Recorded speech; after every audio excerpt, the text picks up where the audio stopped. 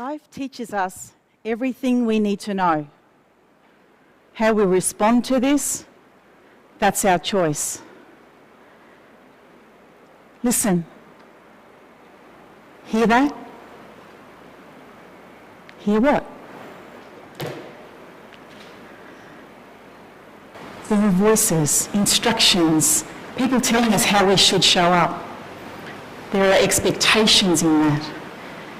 And the struggle that some of us feel in relation to that can be quite profound. There's a child in all of us who questions us when we're in situations that are uncomfortable. Apparently, I've been walking with this child for a long, long time. She's a great one. She's so honest. She has a simple view of life, and she questions things from this space that, for me, is the best view in all. There's a heart connection between her and me that has served me brilliantly, held me to account, empowered me to have a go, found that strength that when all I thought was so overwhelming just gave me comfort. I know she's with me here right now. She's travelled a long journey and she's smiling because she knows today we're off on a new adventure.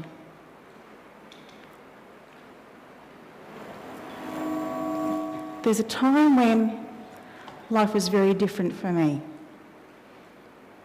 To be here where I am today has been anything but predictable.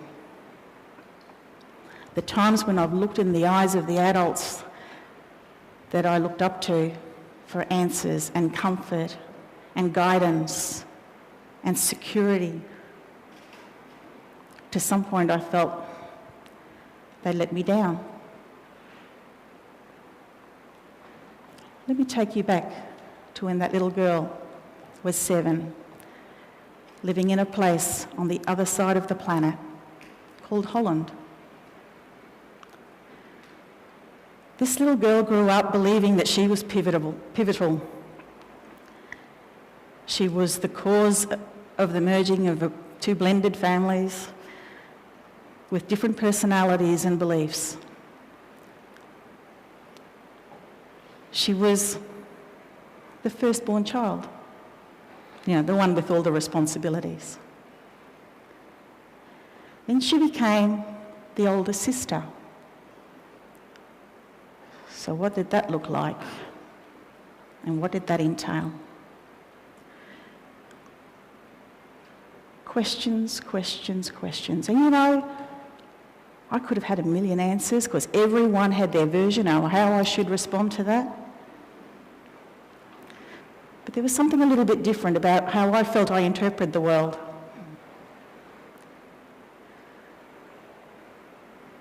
When I was 9, I realised what that was. Heading up to my 9th birthday, after adapting to lots and lots of change, I was invited with my parents to go to evening classes for English conversation. Well, why would I not think that was pretty cool? Because my brothers didn't get to go. I sat in those classes and I thought, these are really important times. People are taking this opportunity really seriously. And I kind of got the whole concept of different languages because I'd grown up learning those. Some of the kids in my neighbourhoods had come from Suriname, my family was from Indonesia. I heard Greece, French, Italian, German. That was the norm for me. But this English thing was pretty cool. Little did I know that there was a lot about that I needed to learn. So I went off to these English classes and I thought, okay, but something didn't quite feel right.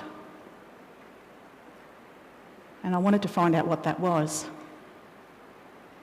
So I rocked up there and I thought, there is something here that I need to get, and I don't know quite where to look.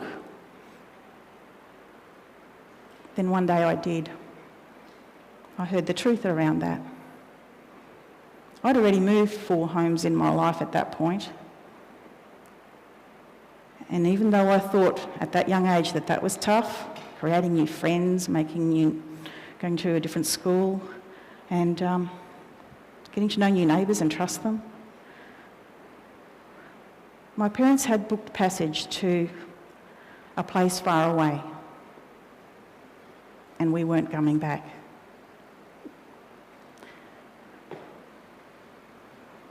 The energy around that was intense. There were times when they would fight and argue, and there'd be this tug of conversation, and it'd be the them versus the us, and the whole thing would just escalate. And it was all I could do was just to find a space in the corner of my room and reconcile what that would mean for me. That didn't come with instructions, by the way. I just had to feel it, interpret it, and make sense of it.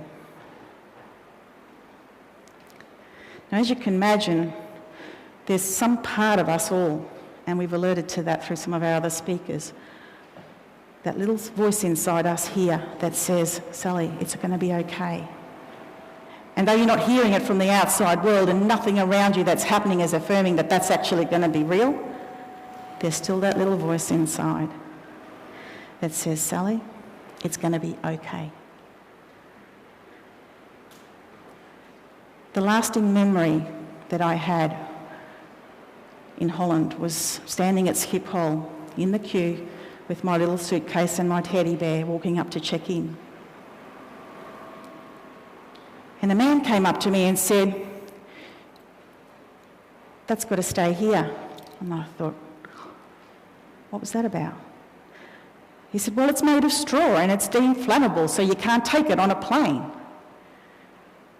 The lady in the shop who had given it to me sometime before did not tell me that that teddy bear would only be mine until I had to line up, hand over my stuff to someone who didn't know what that would mean to me, board a plane to a country that I didn't even know was real. I thought it was mine for life. I begged and pleaded and cried and looked at those adults to just make him give that teddy bear back to me. To no avail. I found my little corner of my world inside here and had to have a real good, hard conversation.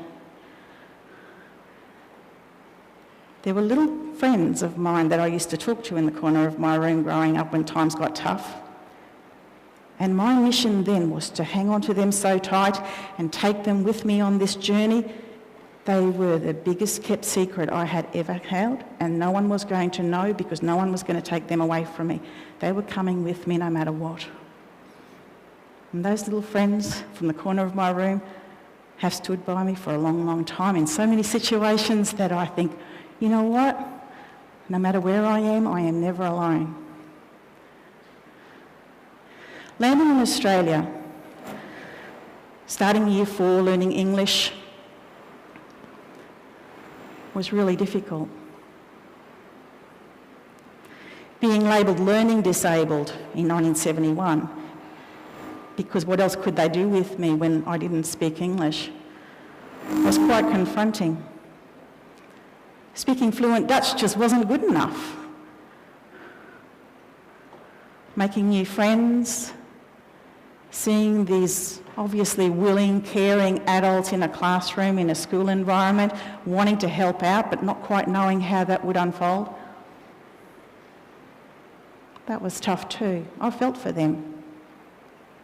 But something in me held back my story because I didn't want them to know necessarily what else they could take from me, because that had been my experience up until then. I did make new friends. I learned English.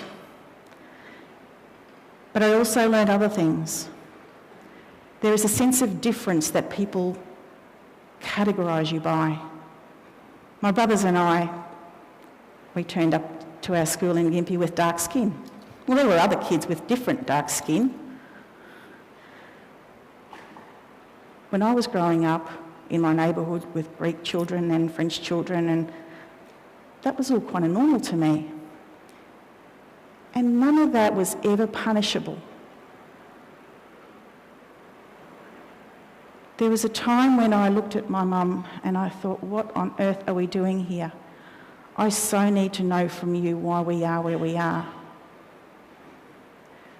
I was brought back to that look I saw in her eyes back at Schiphol all those years ago. She was walking like a zombie with that glazed look in her eye, trying to block out the cries of her family that she was leaving behind. And it was all I could do to look her in the eye because I knew deep inside she was silently hysterical. I couldn't draw comfort from that. That was not a bonding moment. There are so many moments like that I've experienced up until that point. What does that all mean? How my mum responded to her experience was her choice.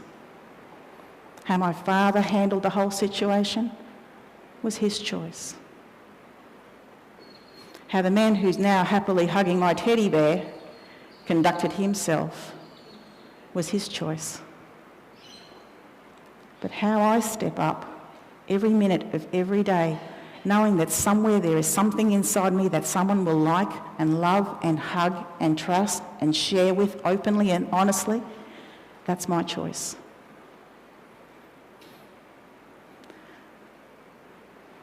Being part of a small community has so many blessings.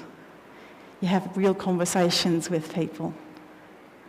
The sitting together last night, sharing that meal with everyone who was going to be presenting today and the organisers was a reminder of that.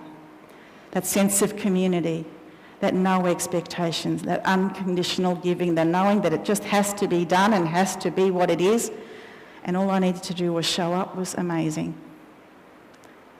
Life can be like that anywhere we go. But we've got to ask the question, is that what we're open to receiving? Is that what we're open to experiencing?